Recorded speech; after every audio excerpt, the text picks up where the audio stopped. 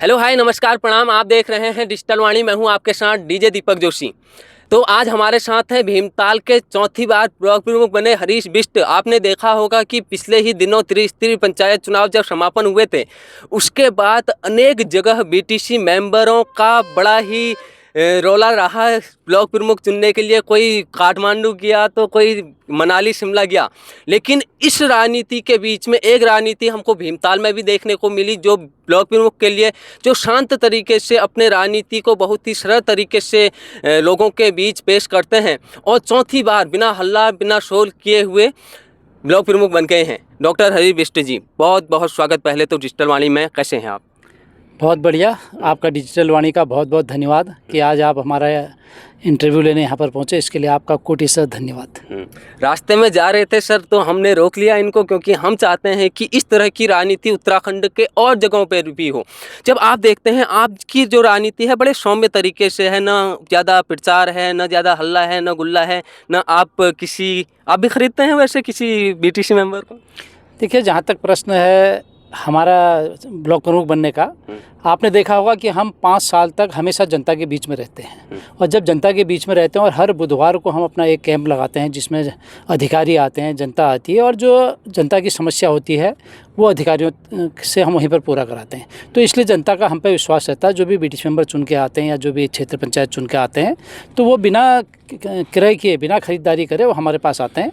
इसके लिए मैं उनका भी बहुत बहुत धन्यवाद देता हूँ। जो आपका चुनाव होता है ब्लॉक प्रमुख का, यह जनता के द्वारा तो होता नहीं है, यह बीटीसी मेंबरों का होता है और बीटीसी तो बदलते रहते हैं। तो ऐसे में आपको क्यों चुनते हैं?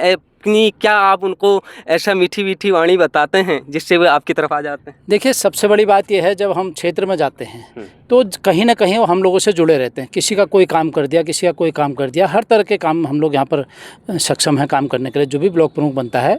और हम जनता के बीच में रहते, तो जनता के बीच से ही तो जो क्षेत्र पंचायत चुन के आएगा, आज कोई आया कल को दूसरा आएगा। लेकिन कहीं कहीं जिस प्रकार इस बार चुनाव लड़ रहे थे, कहीं 3-3 लोग चुनाव लड़ रहे थे और तीनों ऐसे थे, अगर वो तीनों में से जो भी जीतता वो हमारे साथ आता।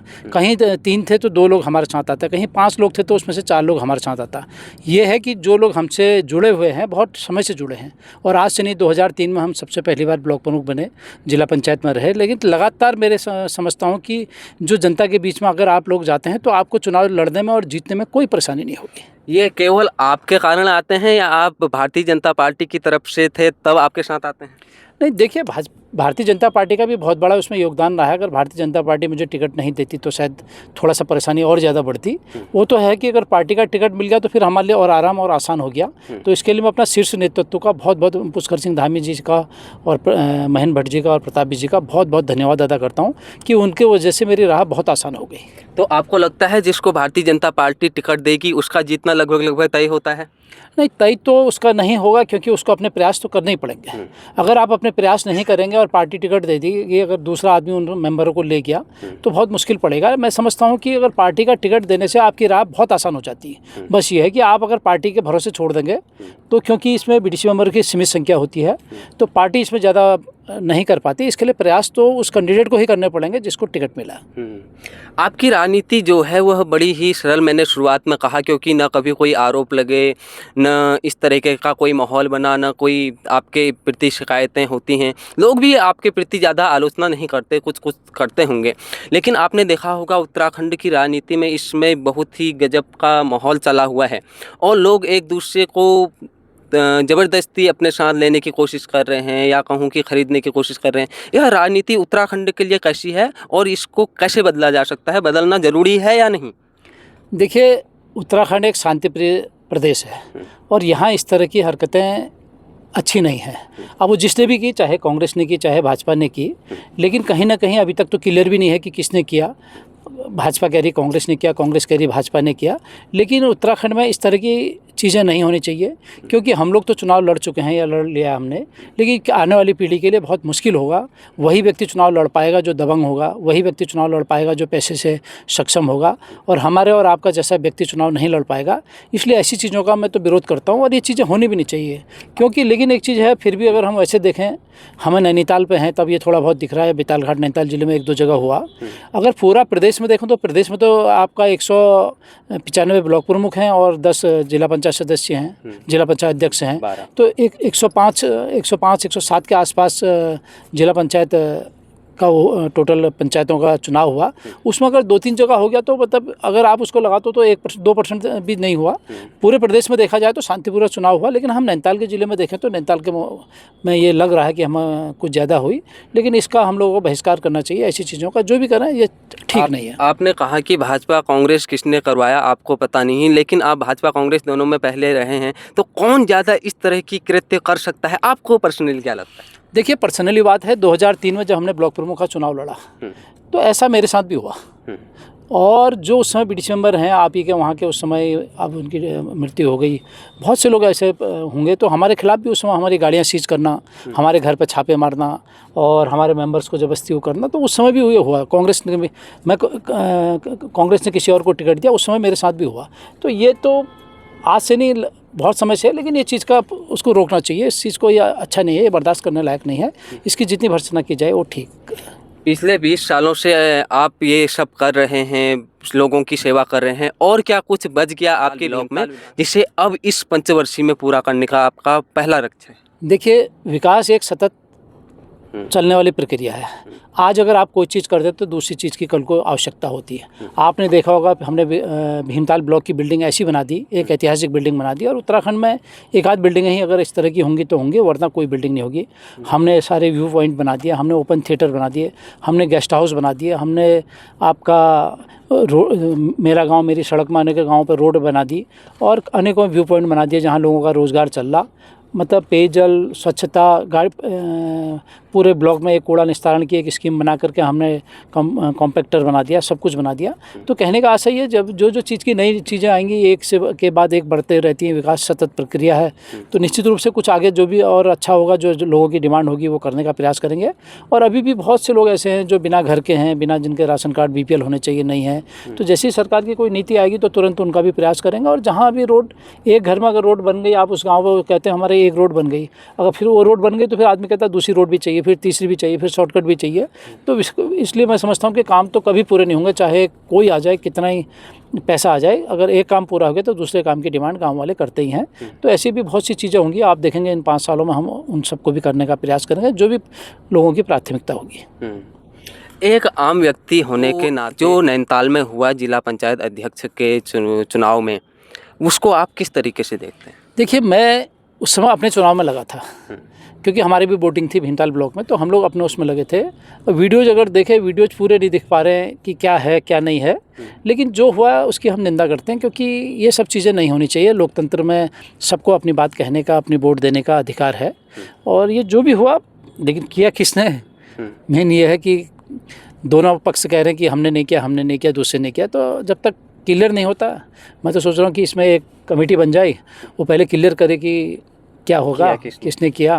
क्योंकि अगर किया है तो मैं समझता हूँ कि तो गलत है कहीं ना कहीं। वो तो जो अच्छा जिन लोगों को साथ हुआ है वो तो सब भाजपा पृष्ठभूमि के हैं। उसमें से 4 तो मैं समझता हूँ कि भाजपा पृष्ठभूमि के, एक तो यहीं पर हमारे जंतवाल गांव से हैं, एक आपके ककोड़ से हैं, तो वो सब भाजपा की पृष्ठभूमि की है। और मुझे लगता है कि वो उन्हीं के लोग थे, हो सकता है दूसरी पार्टी ने किडनैप कर दिया हो। पृष्ठभूमि के तो थे, लेकिन भाजपा ने टिकट नहीं दिया ना उनको। नहीं, टिकट नहीं देना दूसरी चीज़ है, टिकट तो अगर नहीं दिया, लेकिन जिसकी पृष्ठभूमि जो रहती है वो इतनी आसानी से नहीं बदलती, खासतौर से चुनाव पे। हो सकता है कि उन लोगों ने, दूसरे लोगों ने उनका किडनैप कर लिया हो, दूसरे लोगों ने उनको अपने पास रख लिया हो। आपने कहा कि पृष्ठभूमि इतनी जल्दी नहीं बदलती। जो अध्यक्ष का चुनाव लड़ रहे थे उनकी भी पृष्ठभूमि कभी भारतीय जनता पार्टी ही थी, तो उनकी बदल गई होगी।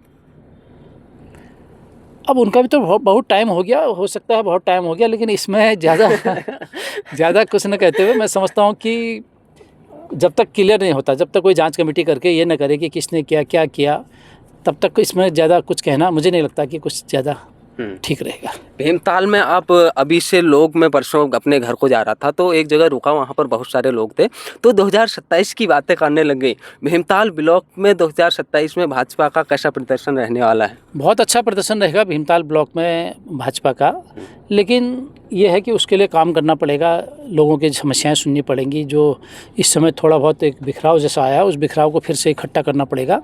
तो मैं समझता हूँ कि 27 में भी यहाँ से भाजपा 100% जीतेगी। कुछ लोग वर्तमान जो जनप्रतिनिधि हैं उनसे भी नाराज़ हैं। उनका कहना है कि अगर उन्हें फिर इस तरीके से टिकट मिलता है तो वह पक्ष में नहीं आएंगे। बीजेपी के लोग ही कह रहे हैं। तो ऐसे में आप लोग कैसे मनाएंगे अपने ही लोगों को? देखिए, हमने क्या मनाना है, शीर्ष नेतृत्व अगर टिकट देगा तो फिर हमें भी जाना पड़ेगा और उन लोगों को भी जाना पड़ेगा जो नाराज़गी व्यक्त कर रहे हैं। हाँ, शीर्ष नेतृत्व ही अगर टिकट नहीं देगा तो फिर उसके बाद तो फिर कोई समस्या ही नहीं है। अगर टिकट दे देगा, क्योंकि भाजपा में एक चीज़ सिखाई जाती है कि अगर आपको टिकट दे दिया तो फिर उसी व्यक्ति का करना है, आपने दूसरे का नहीं करना। तो अगर टिकट दे देगा तो फिर सारी समस्या का समाधान हो जाएगा। हाँ, अगर टिकट नहीं देगा तो चेंज करेगा तो बात दूसरी है। टिकट किसी को दे दे। आजकल देश में एक राहुल गांधी जी वोट चोरी का बड़ा नारा लेके घूम रहे हैं। आपको लगता है कि ये भ्रामक करने वाली खबर है या इसमें कुछ दम है?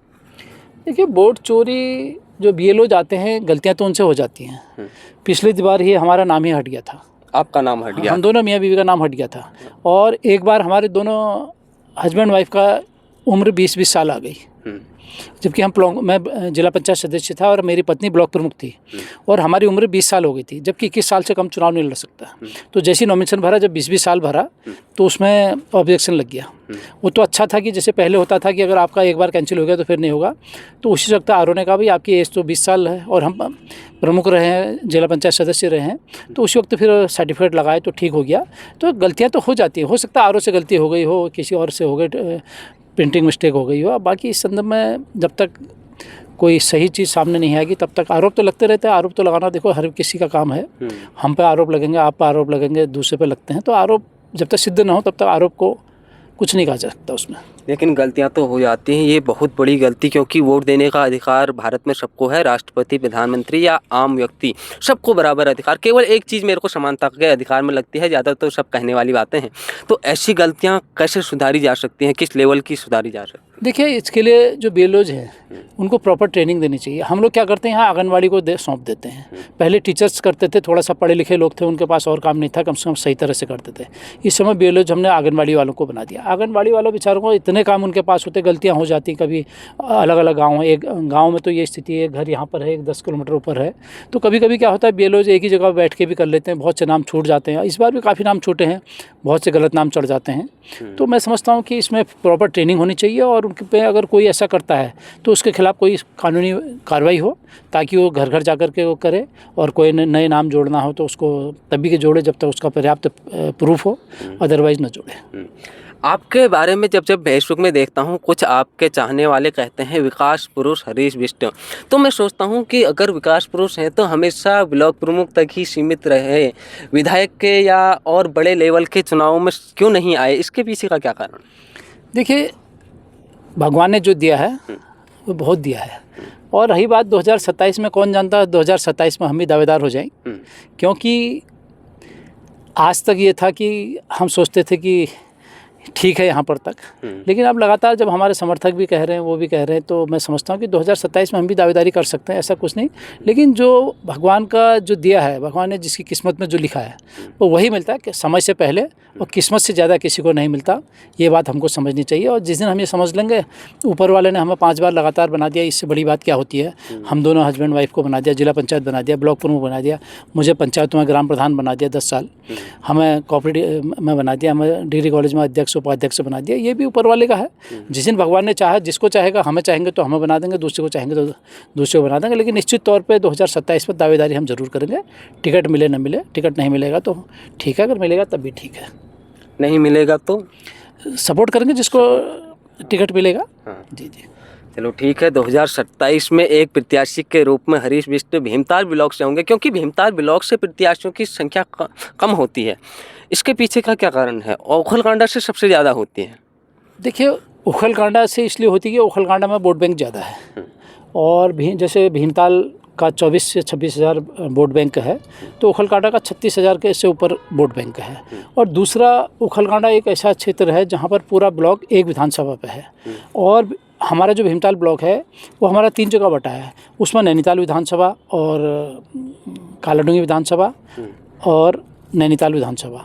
अगर ये भी एक ब्लॉक पूरा, इसकी भी जो 30-35 हज़ार 40 हज़ार की जनसंख्या थी, अगर ये भी अगर माना एक विधानसभा एक ही विधानसभा में होता तो निश्चित रूप से भीमताल ब्लॉक से कोई ना कोई दावेदारी करता। इसमें क्या है 8-10 ग्राम पंचायत कालाढूंगी विधानसभा की हैं, 20-22 भीमताल विधानसभा की हैं, 20-22 नैनीताल विधानसभा की हैं। एक जगह केंद्रित न होने की वजह से यहाँ से दावेदार कम होते हैं और मैं समझता हूँ कि अगले बार भीमताल विधानसभा से भी 1-2 दावेदार ज़रूर निकल सकते हैं। आजकल एआई का बड़ा दौर आ गया, आप मेरे साथ बैठे हैं तो आपको लगता है कि मैं एआई से आपका कोई वीडियो अलग बना सकता हूँ, आपकी आवाज़ बदल सकता हूँ? हाँ, हो सकता है, हो रहा है, बहुत सी जगह हो रहा है और इससे सावधान रहने की भी ज़रूरत है। तो महेंद्र भट्ट जी के साथ एआई का प्रयोग हुआ था? मैंने देखा ही नहीं होता वीडियो नहीं देखी आपने? ना वीडियो क्या था? वो कह रहे हैं कि एक उनका बीजेपी कार्यकर्ता कहता है कि यहाँ गोली चलता रहता है, कोई बड़ी बात नहीं। नहीं, मैंने नहीं देखा वीडियो, मैंने नहीं देखा। चलो मैंने न्यूज़ चैनल देखना ही छोड़ दिया। आप न्यूज़ चैनल देख? मैं न्यूज़ चैनल नहीं देखता। क्यों? न्यूज़ चैनल पे देख के वही, लेकिन न्यूज़ चैनल वाले तो भाजपा के फायदे की बातें करते हैं, ऐसे आरोप लगते हैं। वैसे नहीं देखता मैं न्यूज़ चैनल। सिर्फ मैं उत्तराखंड एक बार कभी कभी देख लेता हूँ, हफ्ते 15 दिन में। मैं न्यूज़ चैनल नहीं देखता। अखबार पढ़ते हैं? अखबार भी छोड़ दिया, अखबार सिर्फ फेसबुक और वो। लेकिन जो नेता होते हैं वह तो बिल्कुल समाचारों से इस तरह से कनेक्ट रहते हैं, सुबह शाम उनके आसपास के लोग भी इस तरीके से कनेक्ट हैं। आपने क्या छोड़ दिया? कोई कारण तो होगा। कोई कारण नहीं, एक तो समय नहीं मिलता, समय नहीं मिलता और जन सेवा में इतने बिजी समय नहीं मिलता। जैसे अखबार निकालो कोई ना कोई आता तो अब आदत ही छूट गई। पहले बगैर अखबार के हम रह नहीं पाते। 1-1.5 साल से लगभग अखबार मैंने लगभग दुकान पर पढ़ा, लगा है अखबार, लेकिन दुकान पर पढ़ा रहता है, लेकिन अखबार पढ़ना छोड़ दिया मैंने। देश दुनिया में क्या हो रहा है, क्या क्या नई योजनाएं आ रही हैं, कैसे पता चलता? आपको मिल जाता है उससे, क्या कहते हैं, फेसबुक से, व्हाट्सएप से, उससे सब मिल जाता है आपको। क्या कहते हैं, उसमें भी तो समाचार आपके उसमें आते हैं, क्या कहते हैं, आपके व्हाट्सएप में सबके। लेकिन वो कहते हैं कि लोग व्हाट्सएप का ज्ञान अधूरा होता है। नहीं, व्हाट्सएप का ज्ञान नहीं, जो समाचार उसमें आते हैं व्हाट्सएप का ज्ञान नहीं। व्हाट्सएप तो जो आता है वो तो ठीक है, लेकिन जो समाचार उसमें है, जो न्यूज़ पोर्टल है, आप ही का न्यूज़ पोर्टल, उसी पे देखते हैं हम, दूसरी जगह देखते हैं, तीसरी जगह देखते हैं, वो तो उसी पे देखते हैं ना। बाकी न्यूज़ पेपर पढ़ना बंद। ये एक बहुत बड़ी बात कही है आपने एक जनप्रतिनिधि होने के नाते।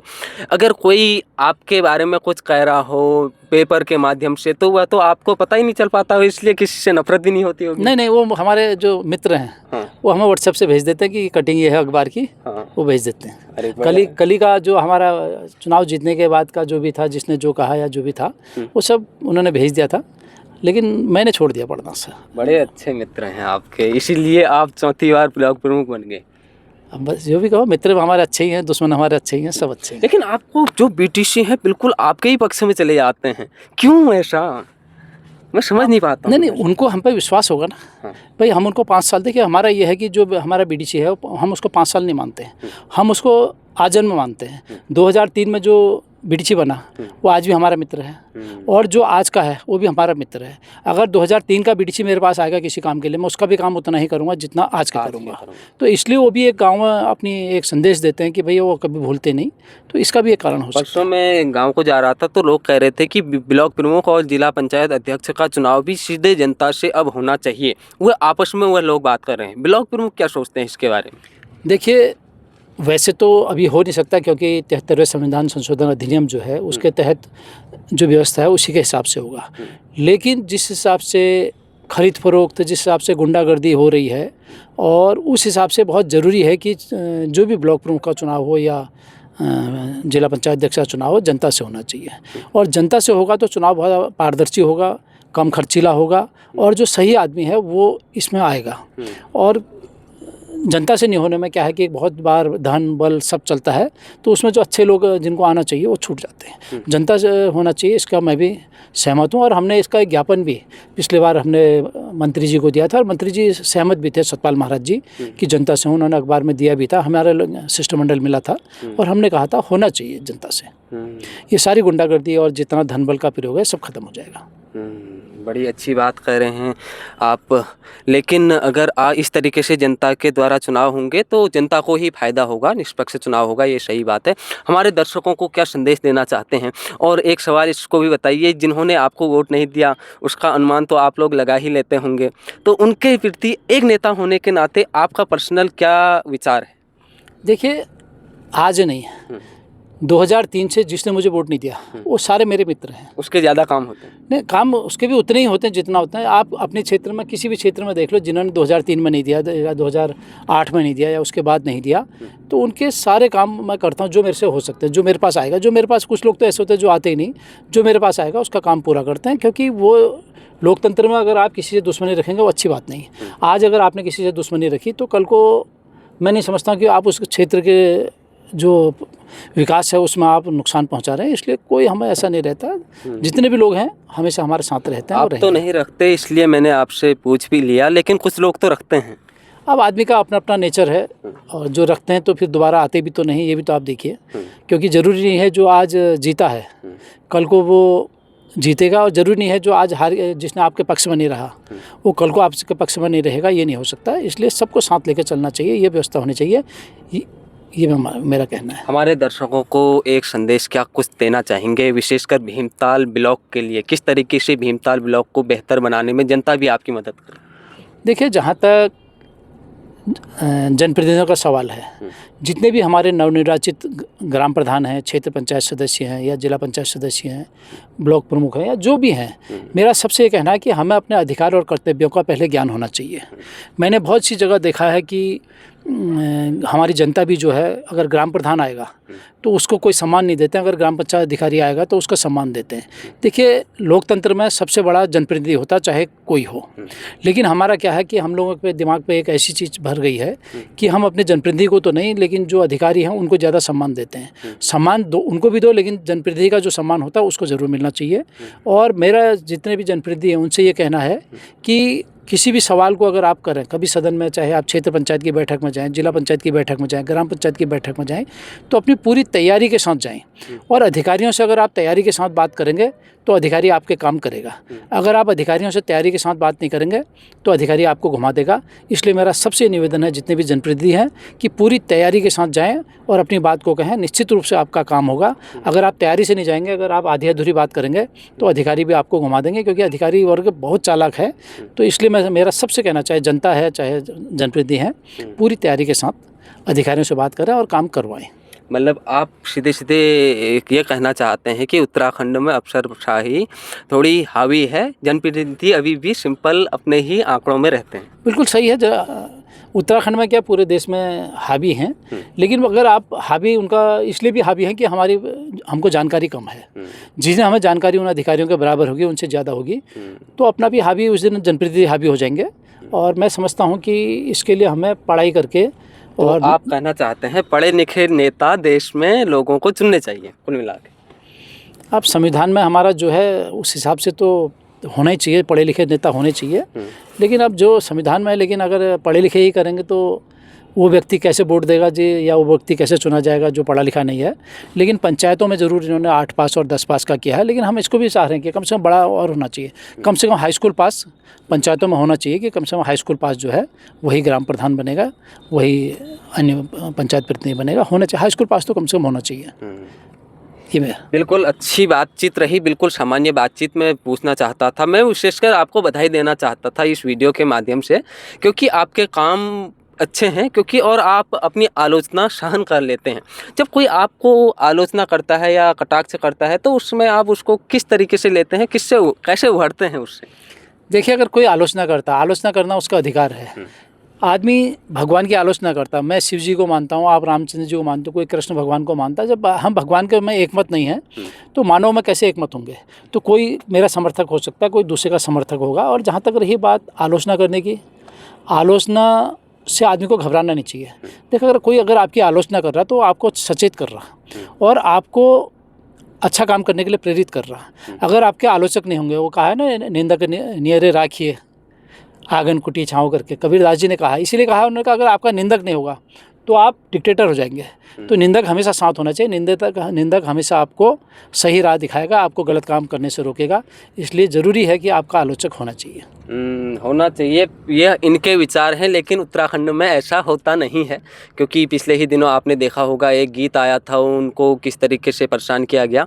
तो ये अनेक चीज़ें हैं, एक एग्जाम्पल मैं दे रहा हूँ, लेकिन बहुत सारे हैं इस तरीके से। बहुत अच्छा लगा आपसे। आप 5 साल भीमताल ब्लॉक की इस तरह से और सेवा करें, और भीमताल ब्लॉक एक तो वैसे ही शिक्षा में बहुत अच्छा है, आगे है, पर्यटन में बहुत आगे है और वहाँ भीमताल में विकास दिखता भी है, चाहे किसने भी किया हो, भाजपा कांग्रेस सभी ने किया है। लेकिन आपको सौभाग्य है कि आप वहाँ के ब्लॉक प्रमुख हैं, उसका फ़ायदा भी आपको होता है। जी जी बिल्कुल होता है, फ़ायदा होता है ना। सरकार का काम है विकास करना, जनप्रतिनिधियों का काम है विकास करना। विकास तो हर स्तर पर कोई ना कोई करेगा, लेकिन उस पैसे को सही जगह लगा दिया तो निश्चित रूप से गांव वालों को फ़ायदा, जो अंतिम पायदान पर बैठा व्यक्ति है उसको लाभ पहुंचाने का काम सब जनप्रतिनिधियों का होना चाहिए। चलो लास्ट सवाल ले लेते हैं। भीमताल जो झील है, भीमताल से आप ब्लॉक प्रमुख है, उसमें बहुत सारा मलबा भर गया है। अनेक जनप्रतिनिधि जो लोकल में सामाजिक कार्यकर्ता हैं वो उसके खिलाफ आंदोलन या आवाज़ उठाते हैं, तो वह साफ करना संभव है? नहीं, देखिए भीमताल झील नहीं है, भीमताल तो एक डैम है। अंग्रेजों ने उसको एक डैम बनाया था, आज वो झील के रूप में परिवर्तित हो गई। और जो साफ़ करना क्या, इससे पहले हुआ था 20-25 साल पहले, पूरा उसमें से जितना सिल्ट निकली थी और लोगों ने वहाँ से हटाई थी सिंचाई विभाग ने। हो सकता है, नहीं होने वाला कुछ भी नहीं। अब तो टेक्नोलॉजी बदल गई, पहले तो कब होगा? अब इसके लिए देखिए सरकार का जो भी है, हम लोग भी अपना प्रस्ताव भेजा, हमने पहले भी भेजा और अभी भेज रहे हैं। ये तो सरकार के स्तर का काम है और सरकार के स्तर का काम है। इसके लिए हमें जनप्रतिनिधियों, जो भी हमारे माननीय विधायक हैं या माननीय सांसद जी हैं, ये लोग उसको समय समय पर उठाते हैं और उठाते भी रहना चाहिए। और मैं समझता हूँ जिस दिन बजट की थोड़ा व्यवस्था होगी तो होगा और होना चाहिए उसको। बिल्कुल, आप तो चौथी बार ब्लॉक प्रमुख बन के थोड़ा दबाव डालिए ना विधायक और जो सांसद जिनकी जिम्मेदारी आप बता रहे हैं। नहीं, हम डालेंगे, हम डालते रहते हैं समय समय पर, ऐसा कुछ नहीं है। जल्दी होगा, आप देखना, आप प्रयास करते हैं सिंचाई विभाग से जितनी जल्दी हो सके। एस्टीमेट उसका बना है। ठीक, चलो ठीक है। आपने देखा आज हमारे चैनल में हरीश बिष्ट जी को, जो कि बहुत ही अच्छे वक्ता भी हैं, बहुत अच्छा बोलते हैं और बातों को बड़ी शालीनता से अच्छे स्वरूप में ले जाते हैं, विवादित कुछ भी नहीं बोलते, ये इनकी पहचान है। तो बड़ा अच्छा लगा, बहुत बहुत धन्यवाद। आप भी देखते रहें डिजिटल वाणी, आगे भी मिलते रहेंगे किसी और के साथ। नमस्कार, जय हिंद, जय उत्तराखंड, जय भारत।